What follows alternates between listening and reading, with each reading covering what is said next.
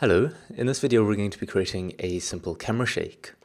I'd like to start by stepping through the 7 parameters that we'll be using to control the shake.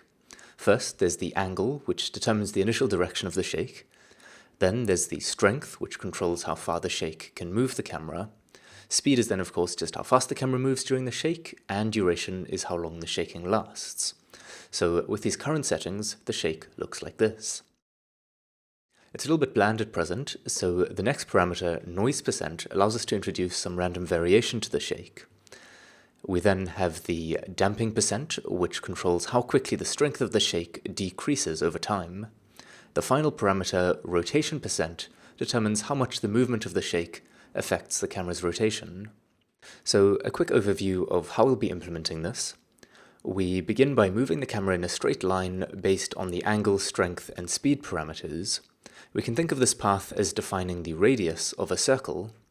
When the camera reaches the end of the path, we need to choose a new point for it to move to. We do this by first finding the point on the opposite side of the circle, and then the noise percent parameter determines a range in which a new point can be randomly selected. Once we've chosen a point, we can then imagine a smaller circle onto which we project our new point.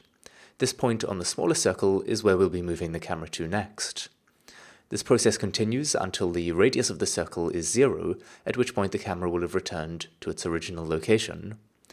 Note that the rate at which the circle shrinks is determined by the damping percent parameter. A value close to 0 means that the circle shrinks at roughly a constant rate, whereas a value close to 1 means that the circle will shrink very rapidly initially, but slow down towards the end. Alright, so in Unity I've got this simple scene set up with some cubes scattered around, and of course there's also the main camera object. Now, we don't want our camera shake to interfere with the camera's main movement, which is presumably following the player around, so we are going to create a empty game object. I'm going to call this the camera holder, and let me just put that at the same position as the camera, so that's 0 to -10 in my case. And I will parent the main camera to the camera holder. So now any camera follow script should be attached to the camera holder, and our shake script will be attached to the main camera, and everything will be done relative to the camera holder's position and rotation. Let's go ahead and create a new C# script called camera shake. We'll attach that to the main camera, and we can then open that up. Now, the first thing I want to do in here is create a subclass called something like settings or properties, which will hold the 7 parameters I was talking about earlier. So public float angle, public float strength, and I'm just going to paste the rest of these in to save time, but it's speed, duration, noise percent, damping percent, and rotation percent. And for these percent ones, we can make this show up nicely in the inspector with a little slider by adding the range attribute between 0 and 1. So I'll copy that for these other 2 as well. And of course, for it to show up in the inspector, we need to add the system.serializable attribute. And we can now create a public properties object, which I will call the test properties. Alright, now the actual shaking is going to be done inside of a coroutine. So you can make a enumerator, call this shake, and this will take in a properties object called properties. And we can start by defining a float completion percent. So that's a value between 0 and 1, starting of course at 0. And another float move percent, which is just how far the camera is between any 2 waypoints. Now we want a few more variables, so one for our current angle, and I just want to specify that this is going to be in radians, so I'll add _radians. This will be equal to properties.angle, and we'll just multiply this by a conversion factor from degrees to radians. Then we also want a vector 3 for our previous waypoint, just set that equal to vector 3.0, and a vector 3 for our current waypoint, which will also set to vector 3.0. Then the last variable we'll want for now is a float for the distance between the two waypoints. I'll just call this the move distance, which set to 0. Alright, now we'll want a while loop. I'll just say while true, so this will loop forever. And we can have a yield return null statement here, so that it just waits for a frame between each execution of the while loop. And in here, we'll say completion percent gets increased by time.delta time divided by the duration of the shake, which is stored in properties.duration. Then our move percent gets increased by time.delta time divided by the move distance multiplied by the camera's speed stored in properties.speed. So the idea is that we want to maintain a constant speed, so the further the camera has to travel, the slower the move percent should increase, and obviously the faster it travels, the faster move percent should increase. Now to actually move the camera to the current waypoint, we can set transform.localPosition equal to vector3.lerp, which of course is short for linear interpolation, between the previous waypoint and the current waypoint using our move percent. Alright, now if the move percent is greater than or equal to 1, that means that we've reached the current waypoint and we want to figure out our next waypoint. So let's say if move percent is greater than or equal to 1, then we'll want to first of all rotate our angle by 180 degrees. So quickly, if you're not familiar with radians, there are 2 pi radians in a circle. So pi is 180 degrees. So we can say angle in radians plus equals mathf dot pi. Now, as I described, we'll also want to add a sort of noise angle based on our noise percent. So above here, let's actually create a float called noise angle. And I want this to be equal to a random number between negative pi over 2 and positive pi over 2. So just somewhere inside of a semicircle. So let's start with a random number between negative 1 and positive 1. You can do it in a number of ways, but I'll just use random.value, which is a random number between 0 and 1. I'll subtract a half and multiply by 2. And then we can multiply by mathf dot pi over 2. And of course, if you like, these 2's can cancel out. Then we will add our noise angle over here, and we'll multiply it by our noise percent.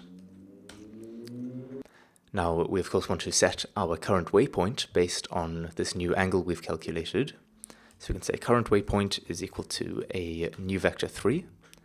And for the x component, that will be mathf.cosine of our angle, and the y component will be mathf.sine of the angle. Then we also need to determine the radius of the circle, so let's multiply this by properties.strength. We'll then set the previous waypoint equal to our camera's current position, so transform.localPosition, and we'll calculate the distance between the current waypoint and the previous waypoint. Move distance equals vector3.distance, current waypoint, previous waypoint. Finally, we'll set the move percent back to 0 so that it can start moving from the previous waypoint to the new current waypoint. Okay, so we haven't yet implemented damping or the camera rotation, but I'd quite like to test and see if everything that we've got so far is working correctly. Now, one thing that we definitely need to resolve before we can do that is these 3 variables up here, which have just been given default values of 0. So in order to assign their starting values, we really want to use these 3 lines over here, but we don't just want to copy this and paste it in there, for example, because while it works, it's just a bit of a gross solution because we're duplicating our code. So what we'd prefer is for this if block to execute once at the start of the loop, as well as whenever move% is greater than or equal to 1. So what we can do is just add or completion% is equal to 0, and we'll move this up to the top of the while loop. The one caveat here is that since we're rotating our angle by pi, we'll actually want to subtract pi up at the top here, so we'll just minus mathf.pi. Okay, let's set this up so that we can test our shake. So we'll have a public void start shake, which takes in a properties object. And then we're going to want to start coroutine, shake, and pass in the properties. Now, if the shake coroutine is already running when this method gets called to start a new shake, then we'll want to stop the old shake first. In order to be able to do that, we're going to need to store enumerator current shake coroutine. So over here we'll say if the current shake coroutine is not equal to null, then stop coroutine, current shake coroutine, and then we'll say that the current shake coroutine is equal to shake with our given properties, and then we will start our new current shake coroutine. Alright, so now just for the purposes of testing, let's create a update method, and we'll say if we get key down keycode.space, we will start a new shake using our test properties. Alright, let's try this out. First of all, no errors. So we can go into the main camera here and set up a few of these properties. So I'll set the strength to 1 and the speed to 5. The duration shouldn't actually have any effect at the moment. So let's just play this and press spacebar, and it'll shake from side to side forever.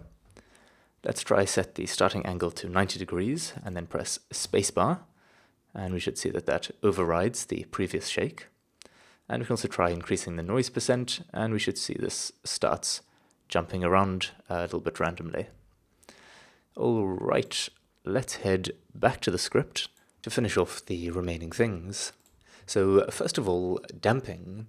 As I mentioned earlier, when the damping % is equal to 0, we want the radius of the shake circle to decrease fairly linearly, like so. But as damping % approaches 1, the circle should shrink more rapidly. There are obviously a variety of equations we could use here, but the one I've chosen is 1 minus x to the a, all to the power 3, where a is a value between 0.25 and 2.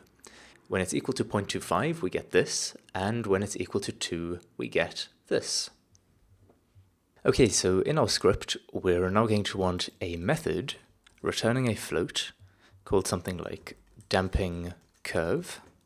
And this will take in a float x, which should be a value between 0 and 1, and a float damping %. Let's start by verifying, or rather enforcing, that x is between 0 and 1 by saying x equals mathf.clamp01 and passing in x. Then we can say float a is equal to mathf.lerp from 2 to 0.25 based on the damping %. And then we can say float b is equal to 1 minus mathf.pow. So we'll be raising x to the power a, and then we'll want to return our result b cubed, so b times b times b, as per the equation.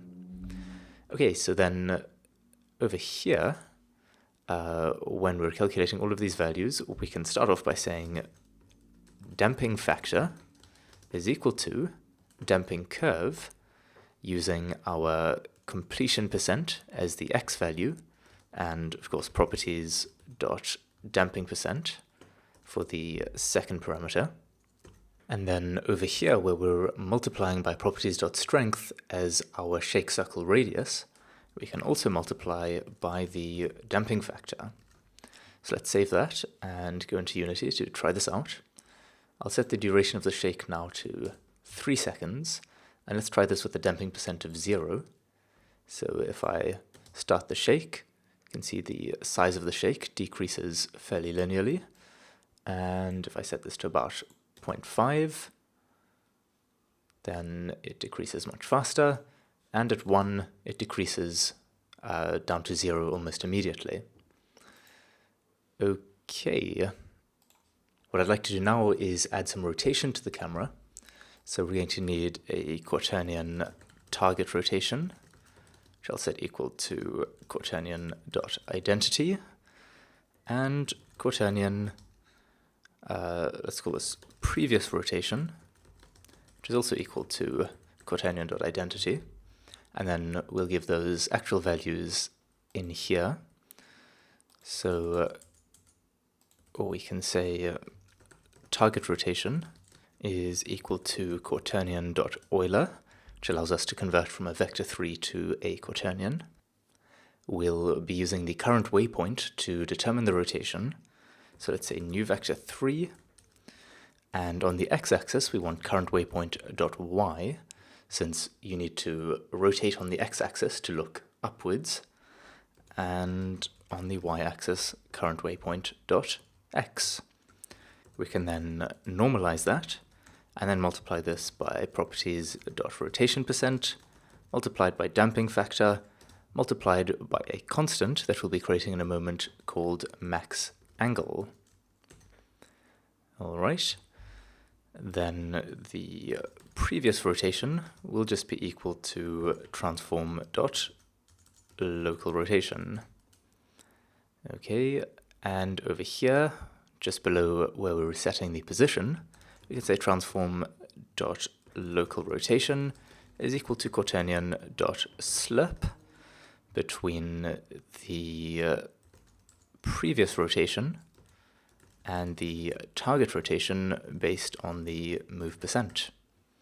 Now, somewhere at the top of the class here, let's just create a constant float max angle for the maximum amount that the camera can rotate, and I'll set this to something fairly low, like 10 degrees. Alright, now it would be very nice if this while loop didn't run forever and ever, but actually stopped once the shake was finished. Now, unfortunately, we can't just write while completion percent is less than or equal to 1, even though that seems to make sense, because when the completion percent reaches 1, the camera will still need to move back to the original position, in other words, local position 0, 0, 0. So what we're instead going to do is say while the move distance is greater than 0, because once move distance is 0, that means that our current waypoint and our previous waypoint are at the same position, which means the shake is finished. But there's a problem. Move distance is equal to 0 right at the beginning, which means that this while loop won't even execute once. So to fix that, we're going to change this to a do while loop. So we say do, and then at the bottom here we say while move distance is greater than 0. So it will always run this at least once, and then it will only keep running it if move distance is greater than 0. Okay, the last thing that I'd like to do is just move all of this test code to another class. So in Unity I'm going to create a new C# script. I'll just call this the shake test. Open that up. So I want to copy this, or rather cut this update method to there, and also cut this test properties. And then let's just clean this up a little bit. Okay, paste that in there. Of course, we can't just refer directly to properties. We have to say camera shake.properties. And start shake doesn't exist in this class, so we'll have to get a reference to the camera shake. Just for now, let's say find object of type camera shake dot start shake, passing in the test properties. You might want to make camera shake a singleton or just store a reference to this somewhere, but this will be fine for here. One thing I should actually quickly do is just go down to the properties class and press Command I to create a constructor. And just select all of these different variables here and press enter to generate that. So now from our shake test, if we didn't want to expose this in the inspector, we could also say new camera shake.properties and pass in our values like so. But for now, I'll just be passing in the test properties, and we can go into Unity and test this out. So I'll just drag the shake test onto my scene object, and let's quickly set this up. Say 0.3, 5, 0.7, some noise, a bit of damping, and a little bit of rotation. So we can press play and see how this looks. Alright, not too bad. I'll be ending this here and bidding you farewell.